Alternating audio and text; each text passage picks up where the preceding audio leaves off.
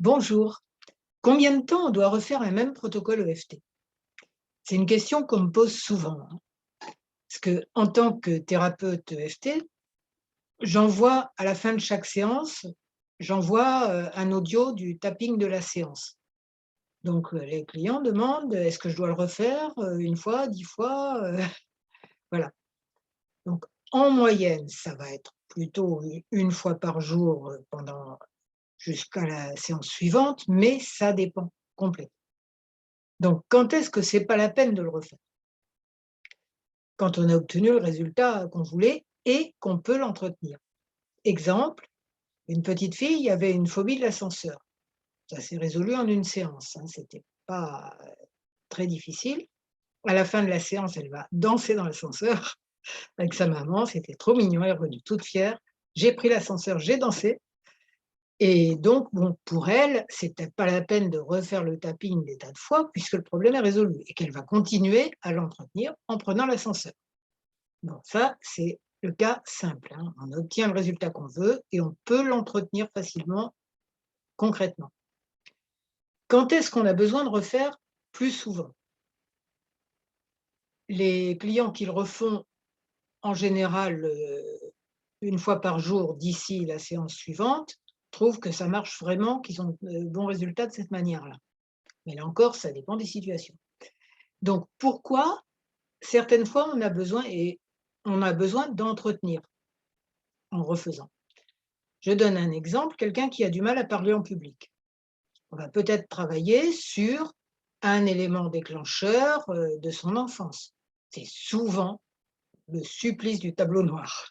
Je ne sais pas si ça parle à certains, mais vous séchez au tableau noir, vous n'avez pas fait votre exercice et vous vous faites pourrir et les autres élèves rigolent.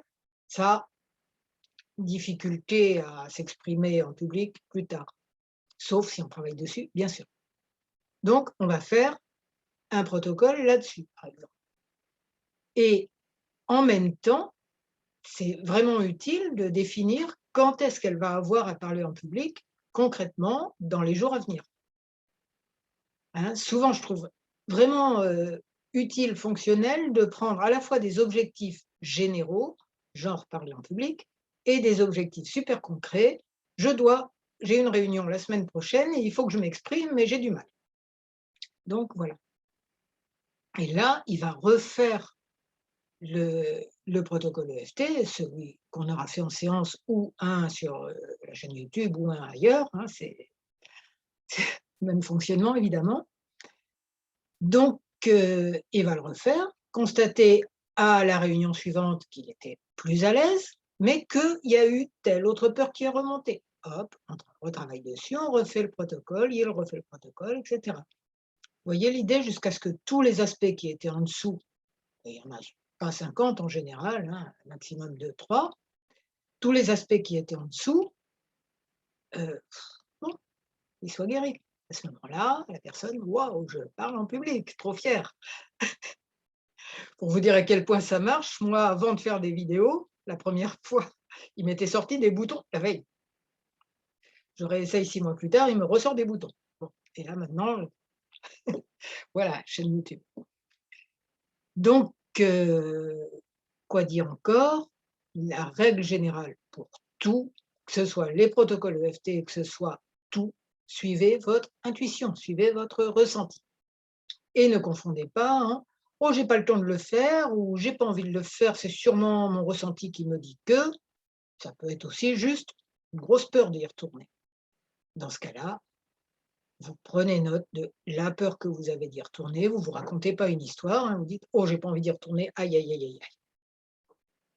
D'accord? Et ce aïe, aïe, aïe, c'est quand même un pas en avant, plus que: «Oh, j'ai pas le temps». Ouais. Voilà, j'espère que ça vous a aidé. Si ça vous a aidé, mettez un j'aime, abonnez-vous à ma chaîne YouTube et à mon blog qui s'appelle J'aime le FT, si ça vous avez envie de faire ça, voilà. Et je vous remercie et je vous souhaite beaucoup de bonheur.